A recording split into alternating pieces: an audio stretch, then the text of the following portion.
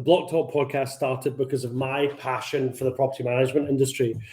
I wanted to start a conversation and add some value within the industry with a diverse range of people and professionals who can add something extra. As we start out, my aim is that the podcast offers some useful insight into a variety of views, opinions, thoughts, and foresights from our guests, who include business leaders and industry experts. If you enjoy the podcast and want to find out any other information, head on over to brianwelsh.co.uk.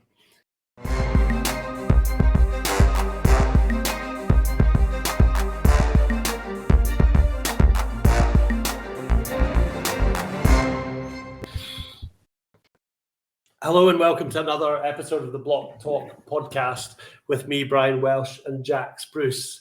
Jax, how are you today? I'm good. I am good. Getting ready. It's kind of the end of the day as we're recording this, so heading along to the gym tonight to do some Olympic lifting. So always look forward to that part of the week. How are you doing? I'm great, but I'll certainly not be doing any Olympic lifting. I will be more likely to be walking a dog at 6 or something like that. Okay, good. Well, today we are delighted to be joined by Chris Ashurst, founder of the High-Rise Scotland Acton Group. The group was formed in June 2020 to offer a forum for owners associations, owners and residents of high-rise developments in Scotland to facilitate communication with government and other relevant bodies.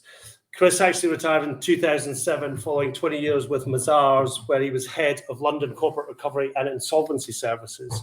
Chris, absolutely fabulous to have you on. Thanks very much for accepting the invite. How are you doing today? Brian, well, thanks for inviting me. Yeah, great, thank you. We'll have a rain check on that, shall we, at the end of the interview, and see whether you still think it's fine. I'm sure it will be. Okay, can you start, I guess, by updating us on the latest news around cladding and what your thoughts are on these developments? Yeah, I mean, I guess most people will know.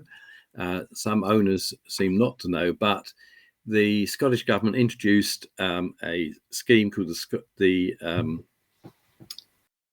Single Building Assessment Scheme, and it was announced kind of March last year, and it's a plan whereby buildings which could conceivably have a risk or do have a risk of fire through cladding or other problems in their external wall systems can be professionally assessed to understand what the problems might be, what it might cost to put them right, and the route out of those sort of issues. Now, there's an awful lot of buildings in Scotland which could fall into that category. We're particularly looking now at buildings over 11 metres in height. So there's a heck of a lot of them. And in England, they put together a scheme, the banks and building societies, lenders, RICS, to try and give assurance to lenders that actually flats were safe to live in. Now, the whole system in England, of course, is so completely different. The way the tenure system, the whole thing is different. So that scheme didn't really work too well here, and actually was drafted without taking into account the Scottish situation, the Scottish law position. Yeah. So here in Scotland, the Scottish Government picked it up with the idea of trying to resolve it. We became involved along with all the banks, the building societies, the surveyors, the lawyers, everyone. And our aim was to try and help find a solution that worked, and also make sure that solutions that were being talked about actually made sense to the owners, because there are a lot of professionals talking about the issues, but no one was hearing the voice of the owners, because some of the things that actually had come up before, if an owner had been involved, you might have said, actually, that isn't going to work. So we've now got to the situation where to try and get the scheme going, and using the 97 million plus that came down to the Scottish Government by consequential funding from Westminster, that is being utilised to assess the scale of the problem in Scotland and in particular, they've selected 25 blocks of flats for what is called a pilot scheme. That is underway at present. That pilot scheme is, yes, to assess the safety of those buildings, and that assessment will stretch beyond just external wall systems. It will cover other fire risks as well. But that is underway. But so the buildings get some comfort, all paid for out of the 97+ million which the Scottish Government have had. So that is underway for the benefit of the buildings. So it's actually underway for the benefit of everyone across Scotland, because no one's quite done this before. And as one of the members of in the factoring group had said, or amongst the factors, that actually you can look at paper records, but actually some of the paper records are rubbish, and some of them just don't exist.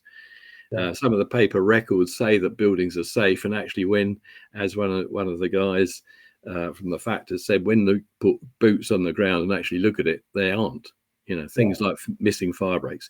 So this will, in the buildings that are underway, it will identify problems, but it will also identify problems in how this can be assessed, because I know that the Scottish Government, the Welsh Government, and I think representatives from Northern Ireland and England too were involved in this, but mainly Wales and Scotland, that no one's quite done this before. It isn't an EWS, it isn't just a home report. It's far more extensive than that. Yeah. And we're trying to get to a position where people know they're safe, or know what has got to be done to make them safe. So, as I think it was the representative from the Welsh Government said in a meeting a few weeks ago, I wasn't at it, but it was reported to me. What we're doing is bloody difficult. Yeah. And so that is now underway. So some of those reports are one or two have been prepared. The thing is, of course, 25 properties or 25 developments across Scotland isn't that high a percentage. And the idea is to roll it out to everyone. Now, that's finding out what the problem is and trying to identify not only the cost for those particular buildings and the problems identified in those buildings, but what that might look like across Scotland for everyone else. Yeah. So once you find that out, the next question is, how are we going to put it right? Yeah. Well, there are several answers to that, but one of the big things is, who's going to pay for it? Yeah. That is uppermost in people's minds. Owners are understandably saying, we're the only innocent people in this. Yeah. There are others. I think even Mr. Gove in his evidence at Westminster before his committee down there said, in government they've got it wrong, but everyone's got it wrong. The architects have got it wrong, the builders have got it wrong, the managers have got it right. Just about everyone who's touched it in one way or another has had some involvement in it. But the only people who haven't been responsible for making a mess of it are the people who've spent their money in buying properties. Yeah. So the consensus is, and certainly I think across political parties in Scotland, that owners shouldn't pay. And certainly that was the line that Mr. Gove took. Now, the problem has been that in England, they've been through a bit of a roller coaster ride with the arrival of Mr. Gove in his office in the autumn of last year, I think it was a real sea change. And he's really kind of got stuck in. Yeah. But the solution that was announced in Westminster, whereby the builders and those in the construction industry were going to contribute voluntarily, in the sense it was voluntary in the sense that they were told if they didn't, there would be a tax making them contribute. Yeah. So it's like, yes, it's voluntary, but it's a form of voluntary, I guess. Yeah, it's sort of voluntary. So arm up the back voluntary, maybe. But something like that. And of course, the English government, and I'll deliberately use that phrase because I'm talking about the law in England, have powers that we don't have in Scotland. Mm. Or what? So this isn't a part of political point. It's just that the Scottish Parliament, however it constitutes, doesn't have some of those bullets to put in their gun, as it were. Yeah. But so national developers, in the sense of national UK developers, many of them have signed up voluntarily to this scheme. And it was thought until I think it was just about 2 weeks ago that sign up, whereby they would agree to pay the costs on remediation and getting things sorted, would apply UK wide. Thus, some funds would come to Scotland, or the builders would in Scotland would do the same in Scotland. Now, I think the day before it was actually published, it might have been 2 days before, it then transpired that he was saying, no, that's just, the agreement will just apply to buildings in England. Wow. Which was, and the Scottish government didn't know that until the day before either. And I guess the Welsh government as well. So that was a bit of technical phrase. That was a bit of a bummer. Yeah. And had there been a tax raised, in other words, had it not been voluntary and had it been a tax on the building companies, then money should have flowed to Scotland by way of consequentials, which would enable the Scottish government to use money to pay for work that might need to be done. Now, that is really still up in the air. Now, the interesting thing is, even within the last week and a half, I've heard of some of the builders who have signed the letter approaching property owners and I think local authorities in Scotland, where they seem to think the letter they signed does apply to Scotland, which is quite funny, really, and kind of working on that basis. Now, that might change. Someone might point it out to them that it might not be the same case. So there is a state of flux there. Yep. And that leaves uncertainty, which the Scottish government is certainly trying to resolve. They're in talks, trying to have talks with the levelling up team in London. I think the Welsh government are in on that as well. So there are state of flux there. Then just before Easter, there were the new building standards amendment regulations went out. But that's very fresh. I mean, it essentially reinforces the ban on combustible cladding in Scotland, probably a bit fiercer than it was. It kind of rules out some of the quirks where you could maybe get around it by having tests done and so on. But now that is essentially ruled out, although the actual technical manuals and so on aren't yet published on that. So we are in a state of flux. There's still uncertainty. And there's still not a lot of money. Yeah. Wow. Okay, that's a brilliant kind of synopsis of where we are. Thanks for that. I mean, some of that I wasn't even aware of. I think I'd read something about that tax kind of situation part. So there certainly does seem to be lots of things still to iron out. Yeah. So the situation is obviously very stressful for people living in the affected buildings, especially with lockdowns and everything like that as well. How is this being handled, and is there any support for out there for people? Yeah, I mean, I think that is difficult. I think as a group ourselves, we haven't focused particularly on the mental health issues that we are aware of, and we are aware of them. We've brought them to the attention of government, and indeed, when I gave evidence at Holyrood a couple of years ago, I actually provide statistics to them to show how serious this was. Our focus has really been upstream, in a sense of cutting off the root of the problem, Yeah. in trying to resolve how do we deal with this, we being everyone involved in the process in Scotland, contractors, government, local authorities, insurers, banks, owners, managers, and so on. So that's where our main focus has been. Interestingly, I mean, I'm aware of people who are sleeping with their bags packed by their front door to get out in case there should be a fire. Yeah.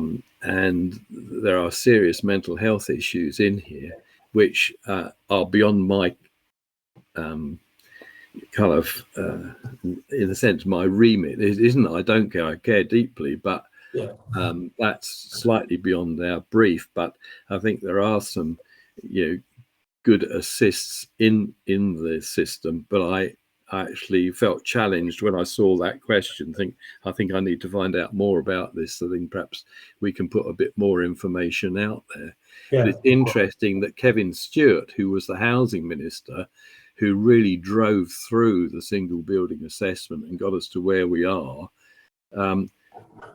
in my view, unfortunately got promoted or appointed to another post, but where he is now dealing with mental health issues.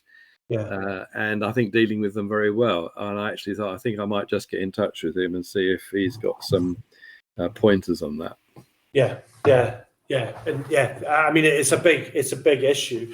To be fair, though, I suppose on the other side of it, it's also a difficult situation for property facts and property managers to navigate. And there was a recent result in the IRPM's Health and Wellbeing Survey saying it's having an adverse effect on people in that industry too. So I'm just wondering what you think of kind of the property factoring industry, what they could be doing to help manage the situation better for everyone involved. I think the property managers I have a lot of sympathy for, not all the time, but and it's interesting being involved with developments across Scotland. And even if we're not really talking about cladding, one of the things that owners just always, well, not always, 90% of the time, maybe slightly more, they always have a moan about factors.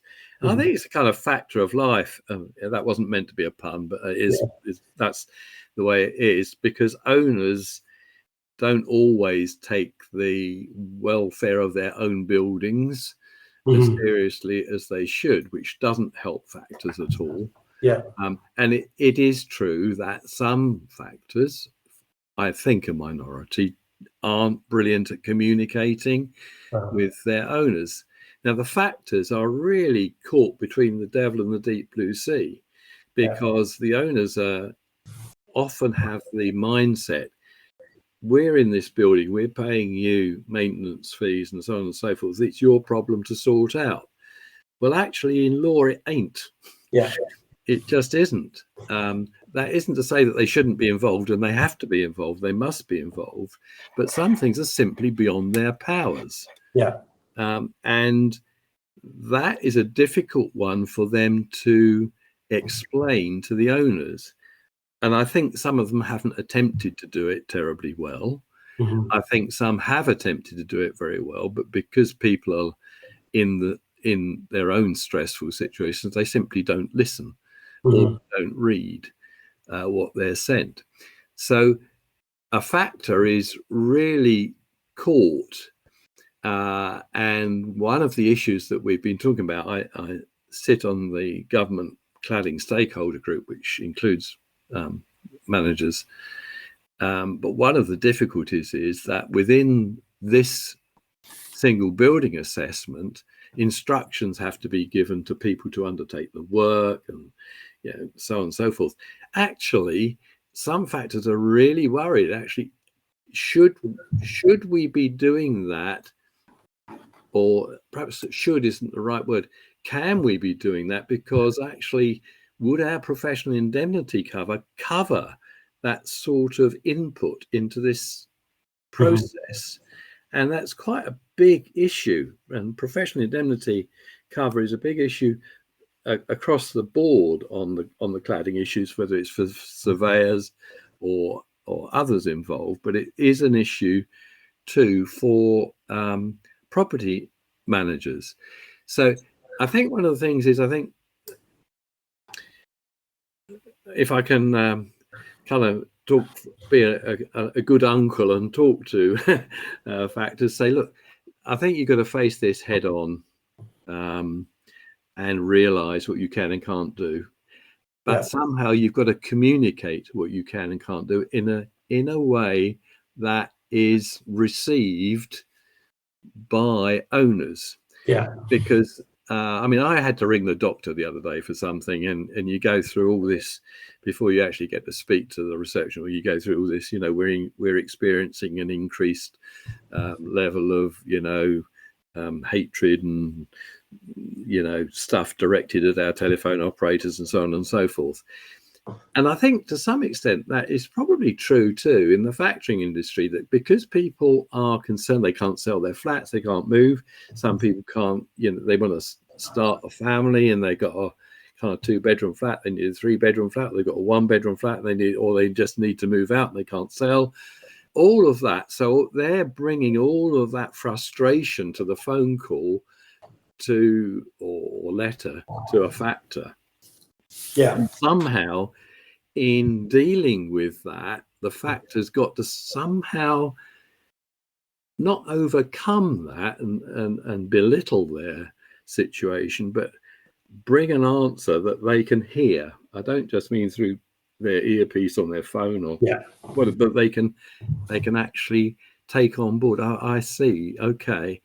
Now that's going to be a huge ask, and actually in a sense that adds to the issue. But I think if there's a good explanation, and what we've tried to do with some things is put things into FAQs or to some sort of sheet. So people, when they get in touch first, they may be cross. People always think that the fees that they're paying to the factors are going straight into the factor's bank account, which it is, but straight into the factor's pocket, not taking account of the fact actually that what they're paying for is their electricity, for their lifts, their lighting in their common areas, the maintenance of the building. Actually, that's where the bulk of the money is going. It's not going into the factor's own kind of private back pocket. But people don't understand that. And even in our own product, I have these conversations with people in our stare. They say, but they're getting all this money. Yeah, but excuse me. But they're not getting all this money. That's not for them. They're paying that out because you want your common areas cleaned. You want your, maintenance done. It isn't just going to them that they spend as they like. So if you can leave something or have something either available on the web in an FAQ, I know some factors brilliantly have done little FAQs or bigger FAQs, documents that people can then pick up and read later, maybe when they've dialed down a bit and aren't so kind of quite excited about it, and they can read it and come back on them. There's got to be some way of communicating. Yeah. And if they've communicated, that makes them look good. Yeah. That makes them look good. What I do take issue with, and I've had some people who are in buildings who are actually in the pilot scheme. And you might say, well, that's a plus. That's great. But actually, they didn't know they were in the pilot scheme, or they say they didn't know they were in the pilot scheme, which may not be the same thing. Yeah. Or they are in the pilot scheme and they just simply can't get any information about what's going on. Now, this is a long saga, and you can't give a minute by minute, blow by blow, this is what's happening today. A man's coming to the 3rd floor on block 7 to do this. You can't do that. Yeah. You can give an overview. Actually, this is where we're at in the process. So I got slightly criticised by someone here who doesn't like kind of snake charts and things, but we did a little like a snakes and ladders thing of this is the process and this is where we are in it.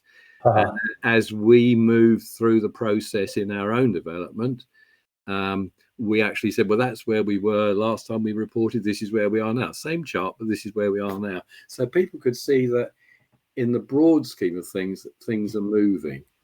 And yeah, it's just really important to keep people in the loop. Yeah. And of course, they're always difficult owners. And what frustrates me beyond belief is that you tell people things in the clearest of English, and you write to them, and they say, "You don't tell us anything." So, well, you haven't read what we sent you. Yeah. And that is a frustration.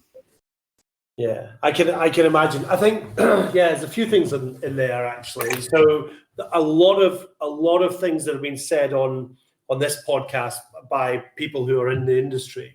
They've talked about educating owners about how these sort of things work, and it's been said many times. And and the other thing, a couple of things to pick up on what you said was that, and a lot of them have said, it's absolutely unacceptable to be kind of abusive towards someone who's on the end of the phone trying to fix your property. I think somebody said it's now illegal to do it in retail or something like that. It might be, I don't know if that's technically correct, but there's things in legislation being talked about that you can't be abusive to people in a retail shop. So why should it be acceptable to do it to anyone else? I mean, it should be absolutely outlawed. And you're right, people do get frustrated, and rightly so. Here's their biggest asset that they're going to buy in their entire life, and suddenly there's something wrong with it. But the property manager is not the person to take it out on. And yeah, so it's an education kind of process. Yeah. But and to me, communication is something that we take very, very seriously. In fact, the software, obviously the other thing I do is run a software business that supplies property factors, and and all the time we're looking at ways in which to allow our customers to communicate with their customers, i.e. you guys, homeowners, in a better way.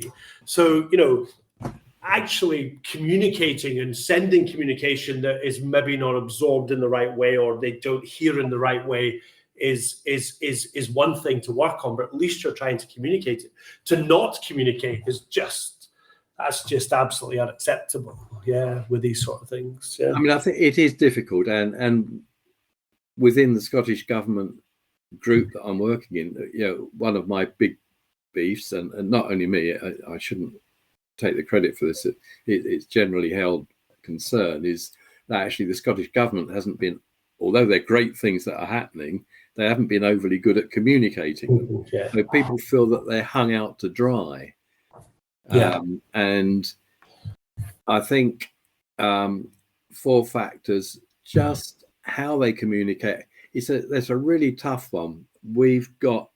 I'm glad to say that in our own development, we've got brilliant factors, and our owners committee works really closely with them, and we do joint updates and so on very regularly when we've got something to say, and say, someone's going to be around to do this work. This will be happening on the 9th of May or whatever it is, so you'll see people around. There are some things you can say, some you can't, but we try and tell people what's happening. Some factors have communicated with their owners associations, and this is a big plea to any owners here on owners associations committee or residents committees or whatever it is, to make sure that they are passing information on, because sometimes the information appears to go to an owners association and there it sits. Yeah. So trying to communicate by letter or whatever it is somehow directly with owners is something we've talked about within the government circles, somehow to try and make that comms better for everyone. That would perhaps help, but it will not address people who don't want to read, whatever. Yeah, no, I get that. And some people, yeah, I mean, you find it yourself. You read something and you read it one way, and then you go and read it again, and it makes more sense and things like that. It's just life. But getting the information and transferring it out and kind of cascading it around the entire building is a must, isn't it? And I think if I can just finish that bit off, really, that we've talked about the buildings that are in the assessment, of which there are 25. Yeah. Where they're at some stage where some of the funding might not actually been granted yet because the owners committee or the factors, whoever it is, haven't kind of processed all the stuff that's needed to be done to get that going. But assuming that the people in those 25 developments know what's going on, that's great that they know something's happening. But there's X hundred other buildings in Scotland, and they haven't got a clue what's going on, and they don't really know when it's going to be their turn. And we all need, I'm including myself in that, to communicate better with those people who aren't in that loop, because they are very much in ignorance and don't know what's going on. Knowing that it's going to happen at some point in the future, but when must be quite worrying, especially as you say, these guys who are kind of sleeping on the floors with their bags at the door just in case. It can't be easy. So in England, they are proposing the formation of a fire safety delivery group, which would be chaired by government. What are your thoughts on this, and does Scotland need the same? It's interesting. I looked up a fire safety delivery group, and I think that has come from managers and factors within England, and I think it's been put into the pot. I even saw an MP in somewhere in the London area say that he'd met with the factors and he supported this, but I haven't actually seen anything from government down there about it, and I'm trying to work out exactly what they think the fire safety delivery group will deliver. From what I can have read, it seems to be that it's addressing the concerns of resource in getting assessments done or remedial work done, because there is a lack of resource. Now, that is true. There is a lack of resource, and there's certainly a lack of resource in Scotland. And there's although we aren't limited to instructing Scottish businesses to do the work, there's still a huge lack. And actually, with regard to the single building assessment, there is a huge lack of people who you would think could do it. So I'm aware of developments where they have gone to well-known consulting firms, some very big consulting firms, and asked them to quote to do the single building assessment.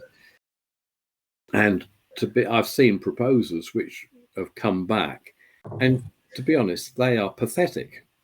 Absolutely pathetic, from well-known big companies, and actually taking no cognizance of the fact that we have Scottish advice notes here, we have Scottish guidance, we have Scottish regulations, and just kind of, it's almost as though they've gone to the shelf and picked out a template for this sort of survey, and we'll do that. Whereas this is a whole new ballgame. So there is a remarkable lack of people who are able to do this work. Now, the Scottish government has recently, within the last 2 or 3 weeks, made funds available to try and train surveyors, building surveyors, chartered building surveyors and others, to actually be able to fulfill the criteria and undertake the work that is required in the single building assessment. In England, or actually across the UK, there are already funds available to people to train to do the EWS1 certification, which was put together by RICS, Royal Institute of Chartered Surveyors and Banks. But in Scotland, it is more complex than that. But the Scottish government has made some funds available to get some people trained. But there's a huge lack of resource in terms of people who can actually do it, people who are insured to do it, which is still an issue. So I think the fire safety delivery group, as I understand it, is there to try, or would be there to try and facilitate the freeing up of people to actually undertake the work and get it done. And I would say that largely that aspect is pretty well covered by what the Scottish Government is already doing through the cladding stakeholders group, because that includes these are the sort of things we are talking about and resourcing. So we're involved. We have fire engineers involved in it. They're part of the group and trying to address those resource issues. So that's been really interesting, and actually it'll be quite interesting to come back maybe in a year's time, Chris, and see where we've moved on to, and see where you are through that kind of plan and everything that's going on. But if you had the power to do what is needed to implement a solution tomorrow, what would that look like? Well, I think having been involved with these guys, and I don't always agree with them, but we're trying to get a resolution to this. Our big drawback in Scotland is that we don't have all the resource to fix it, assuming it can be fixed, but not the same resource as they do in England. So we don't have the legal power to deal with the financing of it. There'd have to be acts of parliament and so on to put that in place. I would love to see funding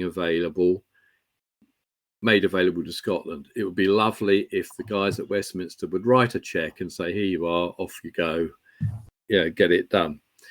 Or it would be lovely to say, here you are, Scotland, you can have the same powers to persuade those in the construction industry to voluntarily stump up the money, but that isn't there at the moment. So if we could we need either legislative powers or the money, and then we need to make sure we've got properly qualified and competent people, one, to assess the buildings, and secondly, to deal with the sorting it out. And we haven't touched on what you do if you've got a problem, because the focus has been on the word remediation comes up over and over again, understandably, which kind of means taking off what's bad, putting back what's good, something that's good in its place. However, that's not as easy as it might seem, and actually may not be entirely appropriate in some places. If the risk, we all live with risk. Every one of us lives with risk. You go outside the door, you've got a risk, Yeah. But what is an acceptable risk? And it's what's an acceptable risk in terms of life and health for owners. What's an acceptable risk for lenders? What's an acceptable risk for insurers? And if you can take steps that reduces the risk that is currently existing to a lower level of risk, that may well be acceptable. So, for example, in some situations, maybe fire sprinkler systems might well make a huge difference, or whatever. Yeah. It's not necessarily taking off everything and kind of trying to start again. And on 20, 30, 40-year-old buildings, that's in some cases almost impossible. So the two remedies to move properties once they're assessed, if they're assessed as high risk, then we need to identify the things that are causing that high risk, what steps can be taken to move them from high risk to low risk, which might be remediation, i.e. replacing stuff, or it might be taking some other less costly steps to reduce the risk, which wouldn't involve actual replacement. Okay. So if we could get the money and we could get the people who were responsible for it to pay, that would be absolutely brilliant. That would be my plan. Money, please. Power, please. Yeah. No, wow.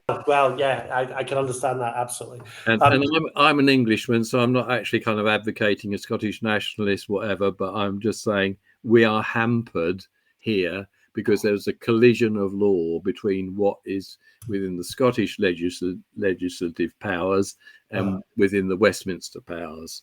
Yeah. Understood. Chris, that's been absolutely fabulous. Thanks very much for chatting with us on all of those things. You do have to do the three quirky questions. Questions. On the podcast. So Jax will take you through them. Thanks, Chris. That was so interesting. Thank you so much. You're clearly very knowledgeable on the whole situation, which is great to hear. So yes, this is the more light-hearted side of the podcast. And the first quirky question is, what's your biggest failure across your entire career, and what did you learn from it? Well, there've been a few. And I was trying to think what the biggest was, and that was quite difficult. One that came to mind this afternoon, I was in my business life before I retired. I was an insolvency practitioner, so I was involved in running, we were appointed liquidators of an apple orchard in Kent. Oh. And normally when a company goes into liquidation, it stops trading, it stops manufacturing, but strangely apples continue to grow on the trees. And they did, and we thought, this is ridiculous, they're growing, we're going to pick them and sell them and try and get some money out to the creditors. So we did that whilst the farm was up for a sale, and it was a lovely old farm in the middle of Kent. It's a superb place. I love going there, and we got someone to buy it, and that was even better. But when you have an apple orchard, you have places where you have to cold storage to put the apples in before they go off to market. And by kind of February, March, all the apples have gone really. But we used to let out the storage to people. They put in their fruit and veg, and I think someone put butter and stuff in there, and that was great. So we got a sale, good price, brilliant. Wonderful. There's a lovely farm manager who'd been so helpful over the kind of 9 months that we'd been trading this. So we got everything signed up, sold it to a guy from Switzerland, but we'd got stuff in the storage sheds. And so I said, you've got to make sure you get all this out, because when we sell the farm, everything goes to the buyer. Yes. And he got a guy I've been working with and trusted. Anyway, we did it, we sold it, we got the money, and then the guy who had been storing stuff in the storage sheds, I said, I want my stuff back. He said, well, you should have had it. Well, no, it's still there. So the buyer said, no, it's mine. Everything on the farm's mine. So lesson from that, one, I trusted someone I shouldn't have trusted, and I should have verified the situation myself by going and having a look, and that actually cost us money at the end of the day, so it was a bit of a bummer. But yeah, I mean, that's one of many, and it doesn't sound that serious, but at the time it was utterly annoying, so we had to pay money out to get the stuff out. Yeah. Oh, cool. That's a good story. Thank you. So if you ruled the world for a day, what would you do, Chris? Now, I've discussed this one thoroughly with my wife, and she fully approves of my answer, which says I'd make a mess of it. And actually, I mean, it's a strange question, isn't it? I understand where it's coming from, but I don't actually think any one of us are ever designed to run the world for a day, or we haven't got that sort of ability or hope. But my big thing is that we want to give people hope, and one of the reasons why we're running High-Rise Scotland Acton Group is to give people hope. And we've discussed that within government circles, and I know they've discussed it in the cabinet circles, that whatever we do, even if there's bad news to come out, we must leave people with hope, a realistic hope. And that's what I'd like to see. That's what I'd like to see in the world. I want to give people hope, whether it's in cladding, people are hopeless, whether it's in Ukraine, whether they're hopeless, whether they're addicted, whether they're abused. What I would love to do is just make it possible that they have hope and a way, they can see a way out. Yeah. Sometimes it feels like the only thing that we can cling on to, doesn't it? Hope. It's a good emotion to have for sure. So we had a little joke about the. We did. Go on, go for it. So now that you are 70, or have passed that point, and you look back at your life, what are you glad you've done? Or actually, what are you? Is there still something you want to do that will make you feel proud? Or, I have progressed beyond that point. There are things that I am delighted to see. I was responsible for training people, and I love, even now I saw something in one of the, or LinkedIn, I think, about one of the young guys who came to us, who was about 20, and he's now managing partner at a firm of accountants somewhere or other. And I'm thrilled about that. What I want to do, it's interesting. Last week, I've obviously had this name Christopher for 70 something years without really thinking much about it. Something was said that made me look it up. What does it mean? And it actually means, apparently, because it's a Greek thing, Christ bearer. What on earth is that? And there's that sense of carrying something of God wherever you go. Now, I'm really bad at this, and I'm so imperfect, and people will tell you so many stories about, maybe I'm bad-tempered, or may I have this and that. But what I really want to do for the rest of my life, and my wife too, we want to bring hope to people, and we want to bring something of Christ's love and hope to people, and that they feel actually it's not just the factors who are caring for us, or the health system, or the government, but actually I want people to understand the hope that I've got in God. Yeah. Lovely. That's a really nice way to end the podcast. Thank you so much. I've got a wee lump in my throat. Chris, it's been an absolute pleasure. Thanks very much. And I'm not joking, by the way. I think we should, in a year's time, set a date, do this again, and just see how things have moved on. Okay. You're welcome. Okay. Thanks very much. Thank you.